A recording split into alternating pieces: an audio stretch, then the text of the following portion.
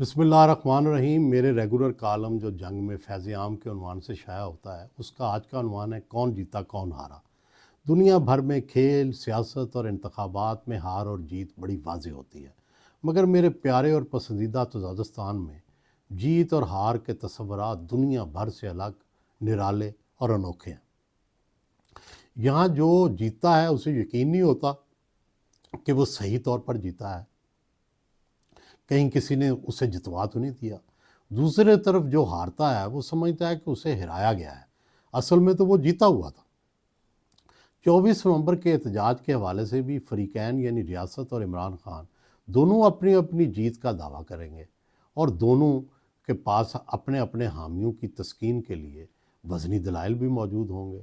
ریاست کہے گی کہ احتجاج ناکام ہو گیا، تحریک انصاف کہے گی کہ راستے بند کر کے اور پابندیاں لگا کر حکومت ہار گئی اور وہ جیت چکے ہیں۔ میری رائے میں 24 نومبر کو ریاست بھی جیت گئی اور تحریک انصاف بھی۔ ہاں، البتہ شکست ہم تاجکستانیوں کی ہوئی، جنہیں آئے روز بحرانوں کا سامنا ہے اور سیاسی استحکام قائم نہیں ہو پا رہا۔ تاجکستان میں آج کل جو کچھ بھی چل رہا ہے اس میں مجموعی طور پر سیاست ہار رہی ہے اور مقتدرہ جیت رہی ہے۔ سیاسی جماعتوں کا کسی تصفیے پر نہ پہنچنا اور مصالحت کی کوئی سنجیدہ کوشش نہ ہونے کے سبب سیاستدانوں کا طاقت کے ایوانوں میں کردار بہت ہی کمزور ہو گیا ہے، اور ریاستی اداروں نے سیاستدانوں سے ایسے فیصلے کروانے کی بجائے فیصلوں کا اختیار اب اپنے ہاتھوں میں لے لیا ہے۔ شہباز شریف پاکستان کے چیف ایگزیکٹو اور وزیر اعظم ہیں، کہ آج 24 نومبر کے احتجاج کو روکنے کی منصوبہ بندی انہوں نے کی؟ کیا فیصلہ سازوں کو لیڈ انہوں نے کیا؟ کیا لمحہ بلمحہ مانیٹرنگ وہ کر رہے ہیں؟ میرا نہیں خیال کہ سرسری بریفنگ کے علاوہ ان معاملات سے ان کا کوئی سروکار بھی ہے۔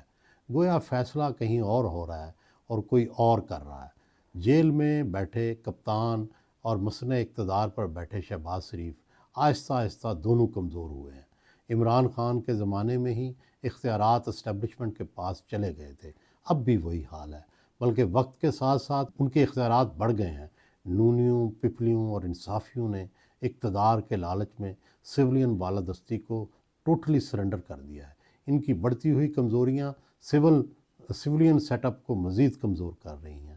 آئیے اب 24 نومبر کو جیت اور ہار کا تجزیہ بھی کر لیں۔ جوں جوں 24 نومبر کی تاریخ قریب آتی گئی، سیاسی بحجان بڑھتا چلا گیا، مگر سٹاک مارکیٹ پر اس کا الٹا اثر ہوا اور وہ چڑھتی چلی گئی۔ حالانکہ سٹاک مارکیٹ اتنی حساس ہوتی ہے اور نرم ہوتی ہے کہ پٹاخہ بھی چھوٹے تو یہ کریش ہو جاتی ہے۔ گویا کاروباری طبقے کو اس کال سے کوئی سروکار نہ تھا اور وہ مکمل لا تعلق تھا، بلکہ رد عمل میں سرمایہ کار بڑھ چڑھ کر سٹاک خرید رہے تھے۔ اس وقت صورتحال یہ ہے کہ کاروباری طبقے کو ساری امیدیں مقتدرہ اور اس کے سربراہ جنرل عاصم منیر سے وابستہ ہو چکی ہیں۔ سیاستدانوں سے وہ کافی حد تک مایوس ہو چکے ہیں، اور اس مایوسی کی بڑی وجہ سیاستدانوں کی بے اختیاری اور عدم توجہی ہے۔ الیکشن 24 سے پہلے ایسا نہیں تھا، ان کی امیدیں سیاسی جماعتوں سے وابستہ تھیں۔ پنجاب کے 10 بڑے صنعت کاروں نے الیکشن سے پہلے ایک کنسورشیم بنایا، ہر ایک نے فی کس 10 کروڑ روپے ڈالے، اور پھر یہ گروہ کی شکل میں جا کر نواز شریف کو الیکشن کے لیے 1 ارب روپے کی خطیر رقم پیش کی۔ اس کنسورشیم میں زیادہ تر نون کے حامی تھے، مگر وہ بھی تھے جنہیں یہ امید تھی کہ نون لیگ آئے گی تو معیشت بہتر ہوگی اور بڑے بڑے فیصلے ہوں گے۔ لیکن کاروباری طبقہ اب نون کی طرف نہیں بلکہ مقتدرہ کی طرف متوجہ ہے۔ جنرل عاصم منیر خود 2 بار کراچی کے کاروباری طبقے سے مل چکے ہیں، لاہور والوں سے بھی 1 بار مل چکے ہیں۔ خلاصہ یہ ہے کہ وہ کام جو وزیر اعظم اور وزیر خزانہ کے کرنے کے ہیں وہ آرمی چیف کر رہے ہیں۔ مجموعی طور پر اہل سیاست اپنی کوتاہیوں، غلطیوں اور کچھ مقتدرہ کی مہربانیوں سے تیزی سے غیر متعلق ہوتے جا رہے ہیں۔ 24 نومبر اگر پرامن گزرتا ہے یا خونی، دونوں صورتوں میں اہل سیاست چاہے وہ نونی ہوں یا انصافی وہ ہارے ہیں، اور مقتدرہ اور اس کی پالیسیاں جیتی ہیں۔ مقتدرہ تو متحد اور یکجا ہوئی ہے، اہل سیاست مزید بکھرے ہیں اور منتشر ہوئے ہیں۔ ایک دوسرے کے جانی دشمن ہیں یہ ایسے میں سویلین بالادستی کہاں سے ہوگی؟ معیشت حکومت کیسے چلائے گی؟ یہ بھی مخترع اور SIFC نے منقش ٹوکرے کی زینت بن چکی ہے۔ کپتان خان نے 24 نومبر کو کیا کھویا کیا پایا؟ انصافیوں کی نظر میں دیکھیں تو وہ ہر صورت میں جیتے ہوئے ہیں۔ وہ ہار بھی جائیں تو اخلاقی فتح ان کی ہے، مادی شکست بھی ہو جائے تو روحانی طور پر وہی فتح یاب ہوں گے۔ طاقت سے اسے دبا بھی لیا جائے تو اصولی فتح تو اسی کی ہوگی، مگر تلخ حقائق ان مفروضوں سے بالکل مختلف ہیں۔ بار بار کی کالز، فیصلوں میں تضادات اور آپسی لڑائیاں کپتان کی بارگیننگ پوزیشن بہت کمزور کر رہی ہیں۔ تحریک انصاف کی اسٹریٹ پاور کا خوف اب مقتدرہ اور حکومت کو تنگ نہیں کر رہا، نہ کوئی بیرونی دباؤ آ رہا ہے اور نہ اندرونی دباؤ قائم رہا ہے۔ عدلیہ سے امیدیں، فوج کے اندر سے اختلافات، عوامی انقلاب اور معاشی تباہی جیسے سارے خواب چکنا چور ہو چکے ہیں۔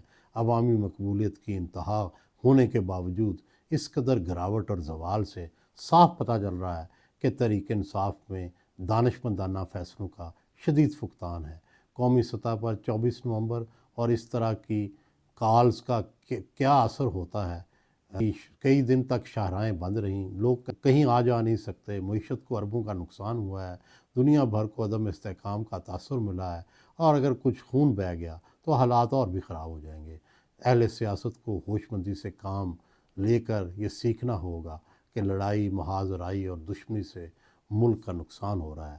واحد حل مفاہمت، مصالحت اور مذاکرات ہیں۔ 2 سال کی مسلسل لڑائیوں اور اس کے نتیجے میں صفر کامیابی سے کچھ سبق تو سیکھنا چاہیے۔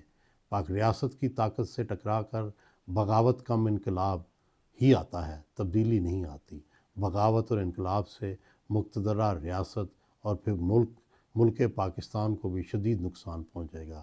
اس لیے واحد حل کوئی درمیانی راستہ نکالنا ہے، اور وہ راستہ مصالحت کا ہے۔ جتنی جلدی مذاکرات کی طرف آیا جائے ملک کے لیے اتنا ہی اچھا ہوگا۔ دیر پا استحکام تبھی پیدا ہوگا جب سیاسی تصفیہ ہوگا۔ مقتدرہ ریاست کا اہم ترین ستون ضرور ہے، مگر سیاست سے در اندازی اور حکمرانی پر کنٹرول نے اسے بہت متنازع بنا دیا ہے۔ حکمرانی سیاستدانوں کا حق ہے، وہ برے ہوں یا اچھے، کرپٹ ہوں یا ایماندار۔ آئین کا تقاضا یہی ہے کہ وہ حکومت چلائیں۔ سپاہی اچھا ہو یا برا، دلیر ہو یا بزدل، لڑنا اسے ہی آتا ہے۔ دکاندار جنگ نہیں لڑ سکتا۔ تاجکستان کا مسئلہ ہی یہی ہے کہ یہاں ہر کوئی سارا اختیار اور اقتدار چاہتا ہے، حالانکہ پارلیمانی جمہوریت میں اختیارات کی تقسیم ہوتی ہے۔ ہر ادارے اور ہر شخص کو آئینی حدود میں رہنا چاہیے، اور ہر کسی کو اس کے آئینی حقوق بھی ملنے چاہیے۔ 24 نومبر تو گزر جائے گا، مگر اہل سیاست پر یہ بوجھ چھوڑ جائے گا کہ وہ نہ عوام کے اعتماد پر پورے اترے ہیں، اور نہ عقل مند ترین ہونے کے باوجود نہ مذاکرات کر پا رہے ہیں، اور نہ ہی کسی مصلحت پر پہنچ رہے ہیں۔ ہماری سب سے بڑی اور اجتماعی ناکامی یہی ہے۔